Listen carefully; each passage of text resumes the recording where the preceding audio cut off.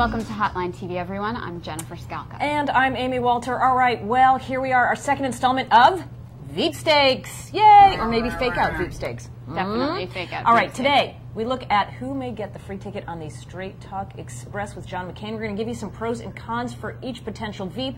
As always, producer Jen helping us out. Let's start with the first one. Jen, what's it going to be? Bobby Jindal.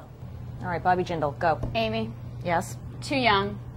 Could be John McCain's grandson. Could be. He's got a bright future. The guy is down he's the a road. governor. Yeah. But why not spotlight him at least right now, right? Which is to say, we have a diverse ticket. I mean, a diverse party. We can elect people. They have a diversity issue, so that's why I think he's in this first batch of folks. But no chance.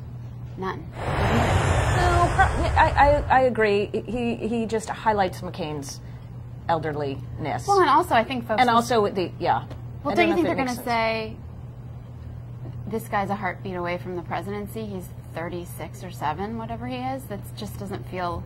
So we need young, just not that young. Right. Okay. All right. Who's next? Charlie Crist.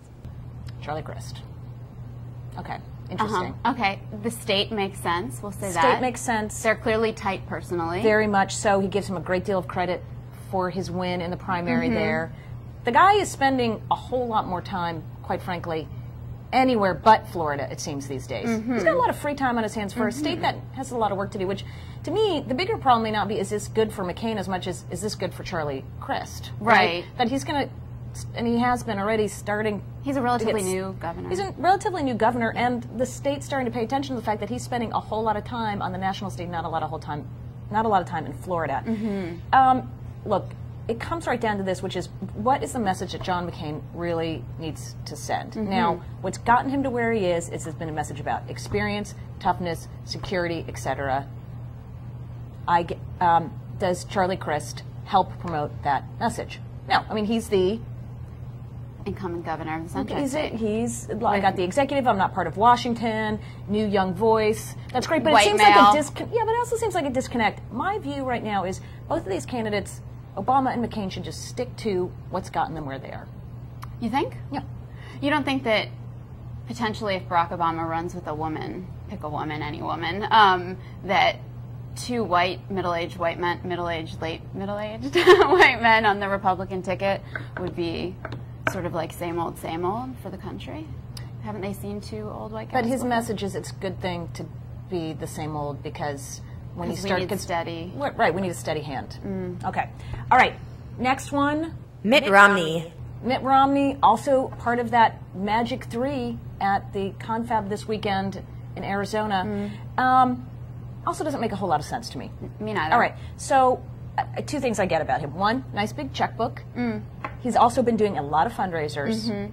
He sees himself president someday, certainly having a role in a McCain administration. Right.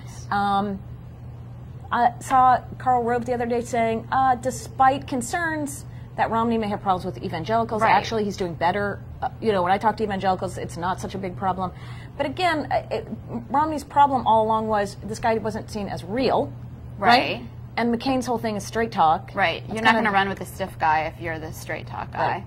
And I do think that there's some legitimacy to the fact that if McCain wants to make a shout out to the Republican base and to conservatives, I think he's going to need someone other than Romney. Okay, true. Okay, finally. Joe Lieberman. Joe Lieberman, everybody's favorite, every Dem's favorite independent Dem. Or not. All right. Now, this is a McCain message, right? I agree, actually. That actually makes more sense to me. I think so. Reach across the aisle, not going to do things the way that typical Washington would do them. People tell me this is a crazy idea. I need to worry about my base. But this base thing is a real problem. To put a pro-choice, pro-gay rights, on all the major social issues. Right. This guy, not only to the left of McCain, but to the left of most people in the party. Right. So I just think that's just as dangerous as a Democrat putting a pro-life, VP on the ticket. Yeah, there's a lot of talk of the Democrat potentially putting a pro-life VP on the ticket and Chuck Hagel. And so don't you think those two tickets might be, nice foils? I think disastrous. Disastrous. Very, very, okay. Anyway, that's, I think, just about all the time we have today on Hotline TV. I'm Jennifer Skalka. Well, you're not going to see us for a couple of days. Oh, goody. Finally, we are going to take a little break, a little Memorial Day, but we'll see you. We will be back eventually, Tuesday, Hotline TV.